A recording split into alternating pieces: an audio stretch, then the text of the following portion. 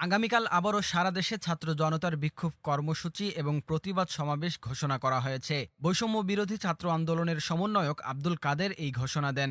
সরকারের নিরাপত্তা বাহিনীর গুলি ও ছাত্রলীগের আক্রমণে নিহত শত শত শহীদের আত্মত্যাগ তিরস্কার করে ডিবি কার্যালয়ে বন্দুকের নলের মুখে জিম্মি করে সমন্বয়কদের মাধ্যমে জোরপূর্বক লিখিত বিবৃতি আদায়ের তীব্র নিন্দা ও প্রতিবাদ জানিয়েছেন আব্দুল কাদের। তিনি বলেন, আমাদের দাবি আদায়ে আমরা অবিচল ছিলাম, রয়েছি এবং থাকব।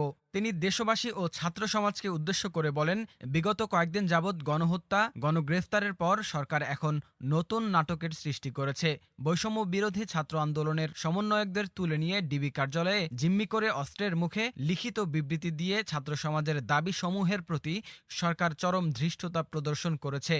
শুধু তাই নয়, সারা দেশে রাষ্ট্রীয় বাহিনী ও ছাত্রলীগ সন্ত্রাসীদের হাতে নিহত শহীদদের পরিবারকে হুমকি ধমকি ও ভয় দেখিয়ে আর্মড ফোর্সকে ব্যবহার করে ঢাকায় এনে সরকার তাদের থেকে মিথ্যা জবানবন্দি নেওয়া ও সমস্ত দায় আন্দোলনকারীদের উপর চাপিয়ে শহীদদের রক্তের সাথে তামাশা করেছে।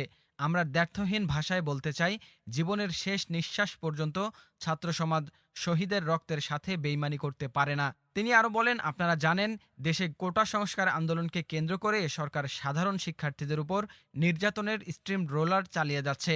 ব্যাপক হত্যাযজ্ঞের পর সরকার সারা দেশে রেইড করে গণগ্রেফতার করেছে। হাজার হাজার মামলা ও গ্রেফতার করা হচ্ছে। জানালার পাশে পড়ার সময় কোমলমতি শিশু সামিরকে হেলিকপ্টার থেকে গুলি করে হত্যা করা হয়েছে। প্রাইভেট বিশ্ববিদ্যালয়ের শিক্ষার্থীদের উপর স্মরণকালের সবচেয়ে বড় বর্বরোচিত হামলা চালানো হয়েছে। এমনকি স্কুল ও কলেজের কোমলমতি শিক্ষার্থীদের উপর ন্যাক্কারজনক হামলা চালিয়ে অসংখ্য শিক্ষার্থীকে আহত ও শহীদ করা হয়েছে। বৈষম্য বিরোধী ছাত্র আন্দোলনের সমন্বয়ক আব্দুল কাদের আরও বলেন, এই অবস্থায় আমরা কঠোর ভাষায় বলতে চাই, আমাদের দাবি আদায় হওয়ার পূর্ব পর্যন্ত ছাত্র সমাজের আন্দোলন চলবে।